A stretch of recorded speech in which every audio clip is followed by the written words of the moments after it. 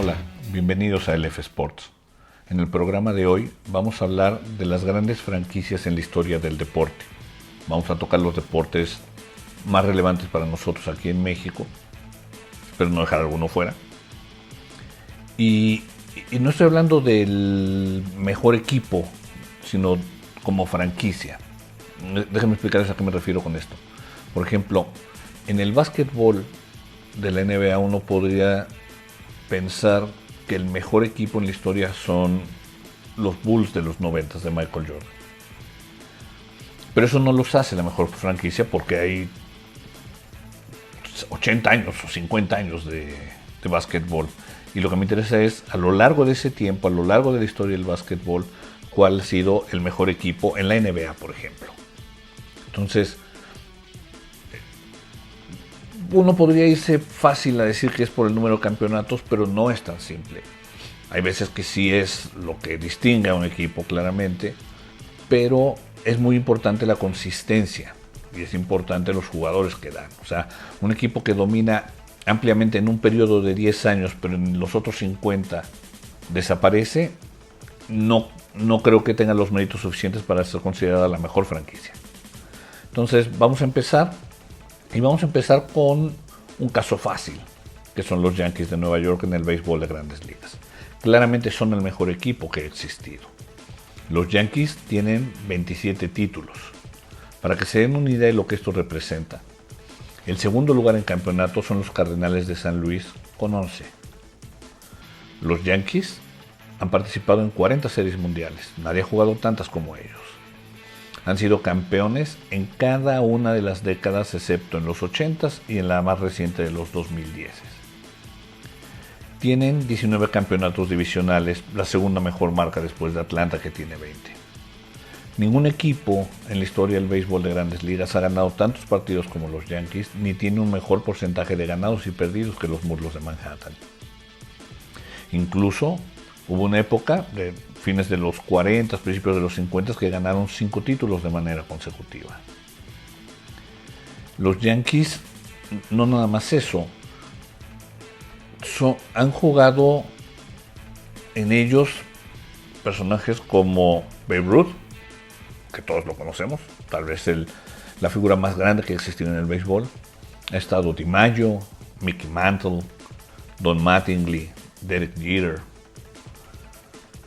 Han tenido managers como Billy Martin, Casey Stengel, McCarthy, Joe Torre. O sea, los Yankees han estado plagados de estrellas toda su vida. Es el equipo más odiado y también el equipo más amado en el mundo entero como franquicia de béisbol, como equipo de béisbol. Para que nos demos una idea de lo exitosos que han sido, miren, los 19 jugadores de béisbol que tienen más títulos, los 19 jugaron en algún momento en Yankees. El más ganador es Yogi Berra, que tiene 10. Es más, de los primeros 55 jugadores con más títulos, 51 jugaron en el equipo de Nueva York. O sea, no hay ni comparación del éxito de Yankees con el éxito de cualquier otra franquicia en las Grandes Ligas. Yo mencionaría adicionalmente, o sea, como una mención honorífica, a San Luis, que ya hablé que tiene 11 títulos y 19 series mundiales. Boston y Atléticos, que tienen 9 campeonatos. Los Gigantes 8. Y el otro que incluiría son los Dodgers, que aunque solo tienen 7 títulos, están por abajo de San Luis, Boston, Atléticos y Gigantes. Han participado en 21 series mundiales. Todos ellos, si lo ven, en esos números, lejos de los Yankees. Ahora, estuve pensando quién podría ser una figura representativa de Yankees. Hay muchas, o sea, Babe Ruth sin duda es una enorme figura del béisbol que jugó con los Yankees. Pero decidí hablarles un poquito de tal vez el dueño más colorido que ha existido en el béisbol, que es George Steinbrenner. Los Yankees, después de ser muy exitosos hasta los 50, principios de los 60, fueron adquiridos por CBS en el 65. Y fue una época muy mala, no ganaron nada. En el 73 los compra George Steinbrenner. Los compró en $8.8 millones. Hoy el equipo de los Yankees vale $5,000 millones. Eso es un negocio redondo. Es la segunda franquicia más valiosa en los Estados Unidos deportiva, solo detrás de los Vaqueros de Dallas. Ahora, Steinbrenner era una figura absoluta. Se distinguía por su mal carácter, por su pasión por ganar, y vamos a mencionar en un par de minutos algunas otras cosas que lo distinguían y que a lo mejor no son tan conocidas. Cuando hablo de su carácter, para que se den una idea, en sus primeros 23 años como dueño de los Yankees, tuvo 20 managers. O sea, nadie duraba en los Yankees, a todo el mundo corría. Incluso Billy Martin, por ejemplo, creo que fue manager 5 veces o se movió 5 veces en el equipo de los Yankees. Es impresionante. Contrató para hacer grandes a sus Yankees a grandes jugadores. Invirtió como ningún dueño lo había hecho. Llevó a los Yankees a Catfish Hunter, al gran Reggie Jackson, en algún momento a Dave Winfield, movió a Alex Rodríguez. O sea, Steinbrenner invirtió en grande pensando que iba a ganar mucho dinero. Lo hizo, su equipo vale un montón de plata, tiene su cadena de televisión, el equipo de los Yankees, gran negocio, grandes triunfadores. Bajo Steinbrenner, los Yankees ganaron 7 de sus 27 títulos de Serie Mundial, o han ganado 7 de sus 27 títulos. Él ya murió, pero los hijos siguen siendo los dueños del equipo. Ahora, era un dueño complicado. Por ejemplo, llevó a Dave Winfield a los Yankees, venía de San Diego. Jugadorazo, pero no respondió en postemporada. Y el mismo Steinbrenner, haciendo referencia a Reggie Jackson, que era Mr. Octubre porque bateaba como loco en octubre en la postemporada, a Dave Winfield, su jugador, lo llamó Mr. Mayo, porque decía que solo bateaba cuando no era relevante. A su jugador, que le pagaba un montón de plata. Winfield incluso en algún momento demandó a Steinbrenner por no haber cumplido con lo que iban a ser aportaciones a la beneficencia de Winfield. Y Steinbrenner contrató un investigador privado y abogados para ensuciar el nombre de Winfield. O sea, era un tipo súper polémico, pero sin duda, con un enorme deseo y dedicación al triunfo. Steinbrenner, con lo que pagó de sueldos para sus Yankees, provocó para muchos una inflación, para otros un pago justo a los jugadores. Sigue siendo una de las figuras más grandes que ha habido en el béisbol de grandes ligas. Ahora, les decía que hay otras cosas que uno no sabía. Por ejemplo, Steinbrenner a lo largo de su vida muchas veces pagó los servicios funerarios y educación de policías de Tampa y de Nueva York que murieron cumpliendo con su deber. Pagaba la educación de sus hijos. Aportó a hospitales. Hay alas de hospitales que tienen su nombre. O sea, Steinbrenner era un tipo duro, pero de buen corazón. Vamos a hablar de otro deporte. Vamos a hablar del mismo deporte, pero en otro país, que es México, la Liga Mexicana de Béisbol. Aquí también es bastante claro que la mejor franquicia a lo largo de la historia han sido los Diablos Rojos del México. Los Diablos tienen 16 campeonatos por 12 de Tigres y 10 de los Sultanes. Ahora, más allá de los campeonatos, en finales, el equipo Escarlata ha disputado 33 por 20 de Monterrey. O sea, ahí hay una diferencia grande en cuanto al número de títulos y en cuanto al número de finales disputadas. Aún más, Sultanes y Tigres, que son los equipos que podrían discutirse como los alternativos a los Diablos, tuvieron en algún momento 30 años en los que prácticamente no pintaron, no llegaban a finales, no ganaban nada. Los Diablos Rojos del México nunca han pasado más de 6 años sin ser campeones. E incluso cuando han estado en esas épocas de 6 años sin campeonato, han disputado ahí alguna final. Este es un ejemplo absoluto de consistencia.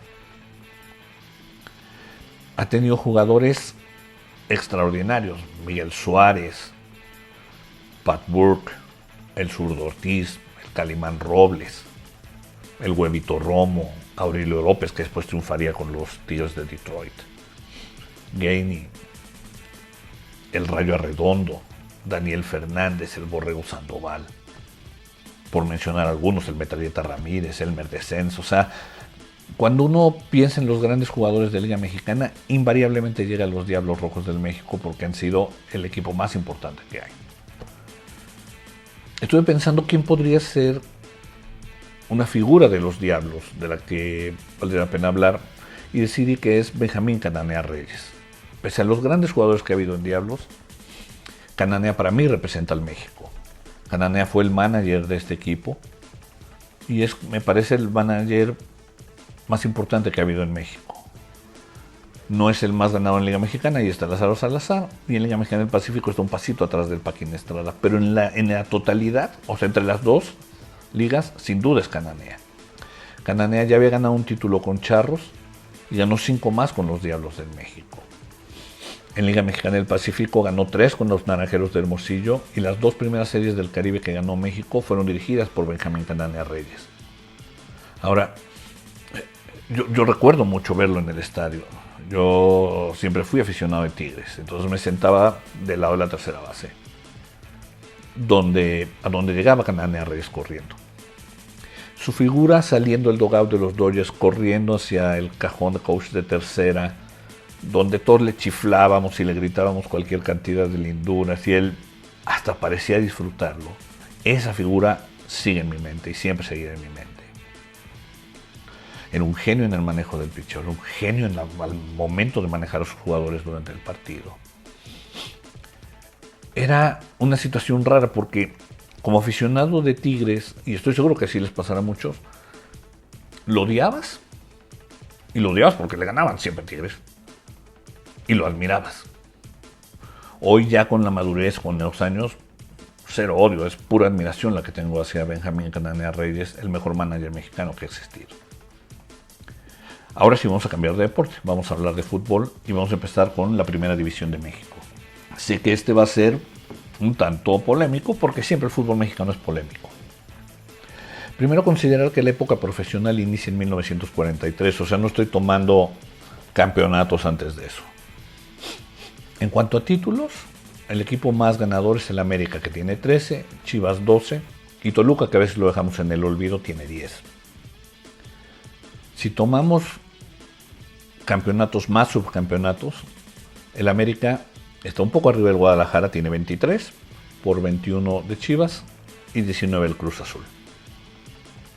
Ahora, déjenme hablarles un poco de consistencia. Chivas gana 8 de sus 12 títulos hasta los 60. O sea, del 70 para acá tiene 4 campeonatos, es poco.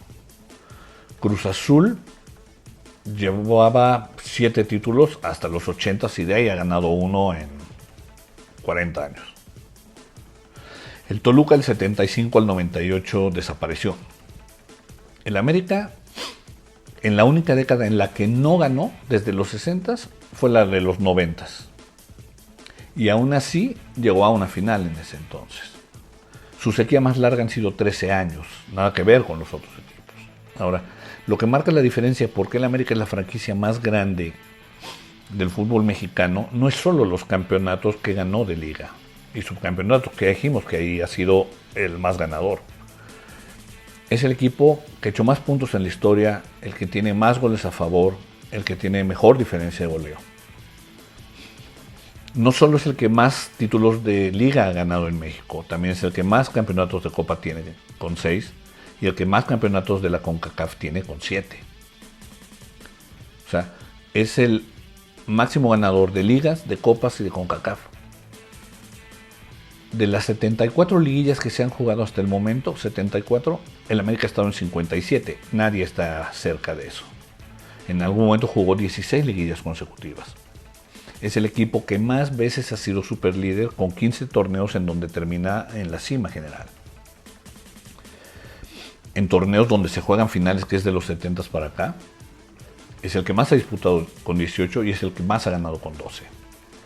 Entonces, a nivel de títulos, está ahí pegando al Guadalajara. A nivel de consistencia y de otros campeonatos y de victorias y de superlideratos y de liguillas, el América lleva una clara ventaja sobre Chivas. Por eso es que el América es para mí la franquicia más importante que ha habido en el fútbol mexicano. Ahora, mención honorífica, sin duda Chivas. No solo por sus 10 títulos, sino por su enorme popularidad y por su relevancia en el fútbol mexicano y por siempre tener jugadores mexicanos. Toluca con 10, Cruz Azul con 8 campeonatos y quisiera mencionar a Pumas, León y Tigres que tienen 7. El América no siempre fue un equipo brillante. De hecho, yo diría que el crecimiento de América se da en el 59, cuando los adquiere Azcárraga y Televisa. Televicentro seguramente en ese entonces. Y le pide a Guillermo Cañedo, a quien nombra presidente, de acuerdo a biografías de Azcárraga, que haga del América un equipo amado, odiado y triunfador. Eso fue lo que le pidió a Cañedo. Y eso fue lo que cumplió Guillermo Cañedo. Construyó el Azteca, trajo a jugadores extranjeros importantes como Sague, Arlindo desde el inicio. Y su gran golpe mediático es contratar a José Antonio Roca como entrenador a principios de los 70s. Roca, el mayor anti-Chiva, de acuerdo a cómo él mismo se definía, era un tipo que yo no sé si como entrenador era muy bueno, tengo mis dudas, pero tengo claro que desde el punto de vista mediático era un genio. Puso a la América en el mapa del fútbol mexicano, lo hizo competir en popularidad con Chivas. A él se debe el crecimiento, a él se debe la rivalidad, a él se debe el odio que se tiene hacia el América incluso hoy en día. Entonces yo diría que hay 5 grandes figuras que han construido al América o que construyeron las bases del América. 1, 2 a nivel directivo o dueños que son Azcárraga y Cañedo. 1 a nivel de entrenador que es José Antonio Roca. Y 2 a nivel de futbolistas a principios de los 70s que fueron Carlos Reynoso y Enrique Borja, a quien trajeron de la UNAM. Entonces el América es para mí la franquicia más importante y aquí hay un poco de su historia. Hablemos de Fórmula 1. Este es otro caso en el que no hay ni discusión. Claramente el mejor equipo, la mejor marca en la historia de Fórmula 1 es Ferrari, que tiene 16 campeonatos de constructores. El segundo lugar es Williams con un lejano 9. Déjenme irme aún más lejos. Aunque la Fórmula 1 inició en 1950, el campeonato de constructores o a nivel de marcas se dio apenas en el 58. En esos 8 años que no cuentan o que no hay campeonato de constructores, Ferrari ganó 3 más, o sea, tendría 19 el día de hoy. En algún momento ganó 8 títulos en 10 años y 6 consecutivos. Es el equipo que tiene más campeonatos, tiene más triunfos en carreras, más veces ha hecho el 1-2, tiene más pole positions, tiene más veces la vuelta más rápida. O sea, Ferrari arrasa en la Fórmula 1 como historia. Del 1994 al 2013 ganaron al menos una carrera cada año. Cuando uno habla de los mejores pilotos de la historia, hay 3 nombres que aparecen siempre y habrá otros que surgen o que están ahí. O sea, Senna aparece en muchas discusiones, pero los que consistentemente aparecen son Hamilton, Fangio y Michael Schumacher. Fangio y Schumacher corrieron para Ferrari. O sea, 2 de los mejores pilotos, o tal vez los mejores pilotos de la historia, corrieron en Ferrari. Ahora, no son solo ellos. Estuvo Niki Lauda, Fernando Alonso, Kimi Raikkonen, Sebastian Vettel, Felipe Massa. O sea, los pilotos que ha tenido Ferrari es una historia por sí misma. Incluso Pedro Rodríguez corrió con ellos. Como mención honorífica, sin duda Williams, que tiene 9 campeonatos, y Renault, que tiene 8, aunque como motor para otras escuderías tiene 4 más para sumar 12, pero todos ellos lejos de Ferrari. El arquitecto de Ferrari es justamente Enzo Ferrari. Ferrari peleó en la Primera Guerra Mundial. En 1919 se hizo piloto. Para el equipo Alfa Romeo se unió un año después. Y corrió un tiempo, pero decidió mejor dedicarse a la administración y a la fabricación de los automóviles de carreras. Algún amigo de él que murió durante la Primera Guerra Mundial, de hecho, había diseñado la imagen de un caballo, que es la que sigue figurando hoy como la imagen de Ferrari, el logo de Ferrari. Ferrari, en 1939, después de un buen tiempo, renunciaría a Alfa Romeo. Para ese momento ya había un equipo Ferrari que corría con Alfa Romeo. O sea, él tenía sus pilotos, él le metía sus autos, etc. Entonces en 1939 renuncia a Alfa Romeo y forma su propia empresa de autopartes. Su éxito se detendría un tiempo durante la Segunda Guerra Mundial porque, a petición de Benito Mussolini, la fábrica de Enzo Ferrari, así como muchas más en Italia, se dedicaron a construir vehículos, armamento, municiones para la guerra. Cuando reanudó, Ferrari decidió unirse a la Fórmula 1 en su primer año en 1950. Es la única escudería que ha estado desde el año 1 hasta hoy corriendo en Fórmula 1. Ferrari murió en 1988. Vendieron parte de Ferrari a Fiat. Pero para que se den una idea de lo que ha sido el éxito de Ferrari, siendo una marca de vehículos de lujo, hoy vale 30,000 millones de dólares. Vale más que General Motors y vale más que Ford. Ese es el legado de Enzo Ferrari. Y en las carreras ya lo dijimos, impresionante. En la NBA, muy parejo. Hay dos equipos que sobresalen por mucho sobre el resto, que son los Celtics de Boston y los Lakers de Los Ángeles, antes de Minneapolis. Tanto Boston como Lakers tienen 17 títulos. La gran diferencia empieza a estribar en el número de finales disputadas y como hemos hablado de la importancia de la consistencia, ahí es donde veo yo una diferencia entre Boston y Los Ángeles. Los Celtics, decía, han ganado 17 títulos, han disputado 21 finales. Los Lakers han disputado 32. Se han sido más consistentes. Boston en los 60 ganó 1000 veces a los Lakers. Es el equipo más dominante que ha habido en una década, sin duda. Pero para que se den una idea, del 86 a la fecha solo tiene un campeonato. Entonces, no hay una consistencia real. Los Lakers, prácticamente desde los 40 hasta hoy, han ganado en todas las décadas, excepto en los 90. O sea, han sido mucho más consistentes. En los 80 fueron espectaculares, liderados por Magic, ganaron 5 campeonatos, disputaron 8 finales. En este siglo, con Shaq y Kobe, con Shaq ganaron 3, con Shaq y Kobe ganaron 3, con Kobe ganaron 5, o sea, esas primeras 3 más otras 2 que ganaron después Kobe, y la que acaban de ganar con LeBron James. Del 64 al 70, incluso en la época en la que dominó Boston, ellos llegaron a 8 finales. Déjenme, les doy el dato más contundente. De 1970 al 2013, solo faltaron 4 veces a playoffs, solamente 4 veces. Eso marca consistencia de un equipo, eso marca excelencia de un equipo. Es el segundo equipo con más triunfos en la historia, solo detrás de Boston, y el segundo con mejor porcentaje, solo detrás de los Spurs. Pero en playoffs es el que más juegos ha ganado, el que tiene mejor porcentaje y el que más veces ha ganado su división con 24. Entonces, no es claro como en otros deportes, pero los Lakers son la franquicia más importante que ha habido en la NBA. La más triunfadora al menos. Mención honorífica, evidentemente Boston, con sus 17 títulos. Les sorprenderá a algunos, pero el siguiente para mí es Golden State, que tiene 6 campeonatos y 11 finales. Y para los fanáticos de los Bulls, tienen 6 campeonatos, igual que Golden State, pero solo 6 finales. Y los 6 fueron en la época de Jordan. Entonces, le falta consistencia a Chicago a lo largo del tiempo como para entrar en una discusión con Lakers o con Celtics. Puede ser el mejor equipo en un momento dado, pero no es la mejor franquicia en la historia de la NBA. Como entrenadores de los Lakers quisiera mencionar a 3. Y me voy a tener en 2. Uno es John Cundia, que ganó 5 títulos con ellos entre los 40 y los 50. Y de ahí hay que saltar a Pat Riley. Pat Riley llegó a los Lakers, era comentarista. Después fue asistente. Y cuando Magic amenazó con dejar al equipo porque no le gustaba el rumbo que llevaba, decidieron poner a Pat Riley al frente como entrenador en jefe y ahí cambió la historia de los Lakers. Con Riley ganaron 5 campeonatos, pero no fue solo eso.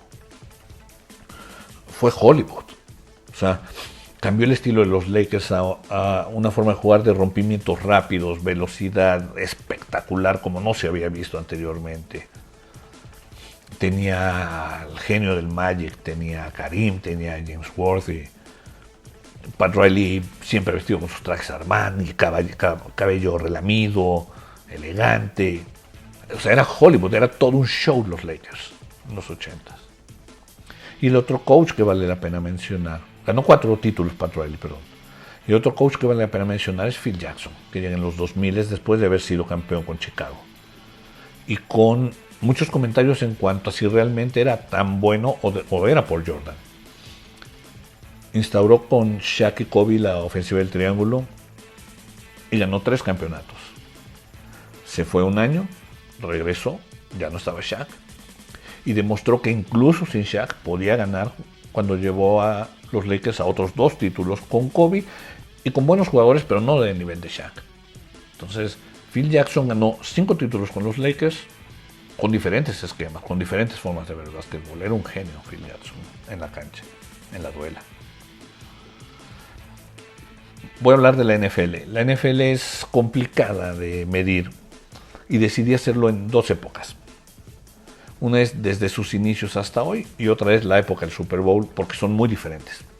Es más, aunque la NFL nació en el 20, no estoy considerando los números, los campeonatos o los torneos del 20 al 32, porque no había final, no jugaban el mismo número de partidos los equipos, de repente uno era campeón y otros no estaban de acuerdo, o sea, era medio raro.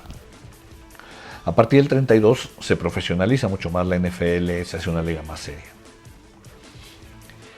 Del 33 a la fecha, el equipo que más títulos ha ganado es Green Bay, con 10.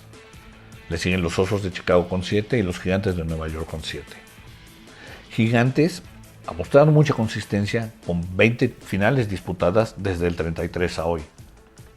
Pero la diferencia de 7 a 10 títulos es relevante. Por eso me parece que Green Bay es, desde el inicio de la NFL al día de hoy, la franquicia más importante que ha habido en la historia del fútbol americano profesional. Si yo le agregara los primeros títulos que dije que no cuentan, para mí tendría unos más, tendría 3 más. Es de estos 3 equipos con más campeonatos el que tiene mejor porcentaje de victorias, el que tiene más triunfos en playoffs. De hecho, Gigantes y Chicago han perdido más partidos en playoffs de los que han ganado. Y a nivel de Super Bowls tienen 4. Entonces, creo que hay pocos argumentos para pensar que Green Bay no es la franquicia más exitosa en la historia de la NFL. Ahora, si nos vamos a la época del Super Bowl, hay 2 equipos que tienen 6 campeonatos, que son Nueva Inglaterra y Pittsburgh. San Francisco y Dallas tienen 5. A nivel de finales, Nueva Inglaterra es el que más ha disputado con 11. Más veces ha sido campeón de conferencia. Pittsburgh y Dallas tienen 8. Pittsburgh y Nueva Inglaterra han ganado en 2 décadas diferentes sus campeonatos, pero en otras 2 décadas o en otras décadas han disputado Super Bowls, lo cual no pasa con San Francisco ni con los Vaqueros. Entonces, a nivel de playoff, a nivel de campeonatos, se distinguen Pittsburgh y Nueva Inglaterra. A nivel de playoff, Pittsburgh y Dallas son los que más campeonatos divisionales tienen, pero Nueva Inglaterra tiene el mejor porcentaje de victorias en postemporada. Entonces yo diría que en postemporada Nueva Inglaterra y Pittsburgh se distinguen. Como consistencia son los Vaqueros y los Acereros. Son los que más han ganado, los que tienen mejor porcentaje, los que tienen más temporadas ganadoras, los que han ganado más campeonatos divisionales. Están muy parejos en números en temporada regular los Vaqueros y los Acereros.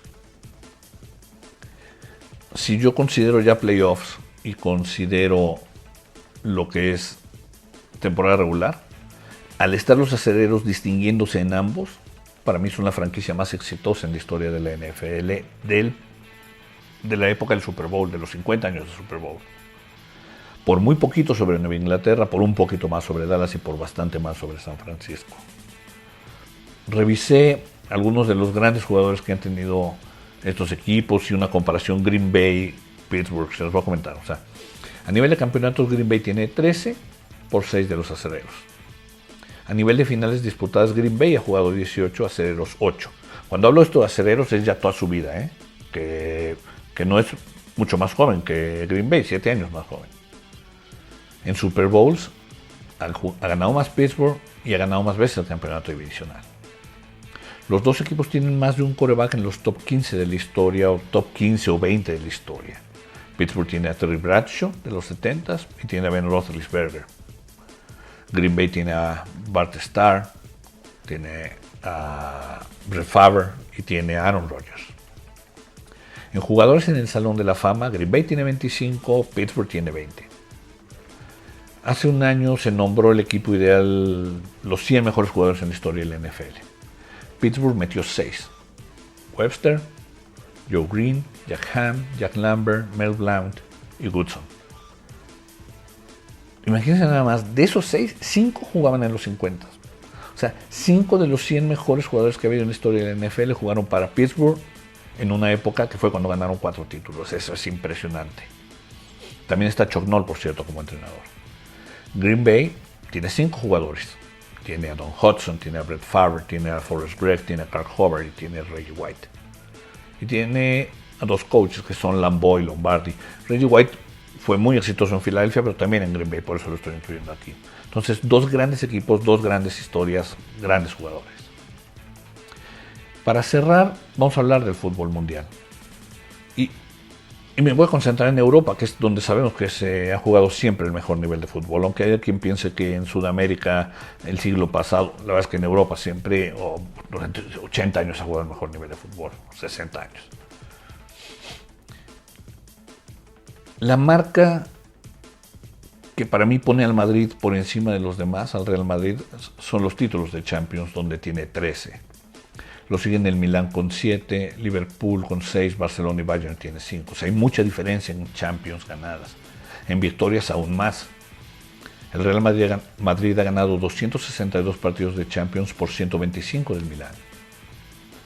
De acuerdo a la Federación Internacional de Historia y Estadística de la FIFA, el mejor equipo del siglo XX es el Real Madrid, seguido del Juventus, el Barcelona, el Peñarol y el Nacional de Uruguay. En el siglo XXI pone al Barcelona, luego al Real Madrid, Bayern, Boca Juniors y Sao Paulo. Pero de este siglo van 20 años. Entonces, hay una diferencia todavía grande entre Barcelona y Real Madrid en ese sentido.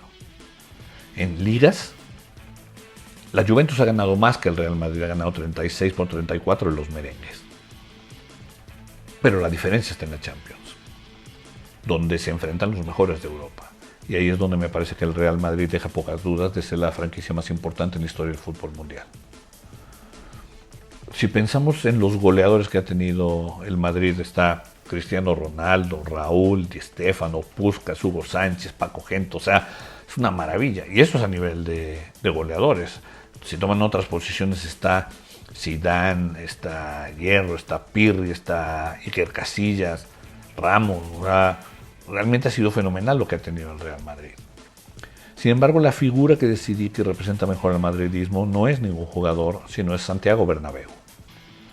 Bernabéu jugó 14 años con el Real Madrid y después tomó puestos directivos hasta que en el 43 lo nombraron presidente. Y ahí inicia la historia de éxitos del Real Madrid.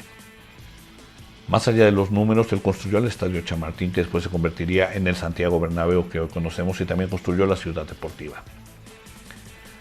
Bajo su mandato, el Madrid conquistó 16 ligas, 6 copas y 6 Champions. Él fue uno de los impulsores de la Champions, por cierto. Trajo al equipo a jugadores como Di Stéfano, Gento, Puskás.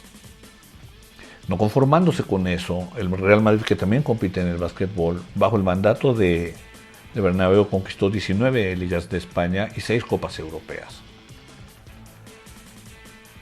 Sería fácil también incluir como grandes figuras a Di Stéfano o a Cristiano Ronaldo.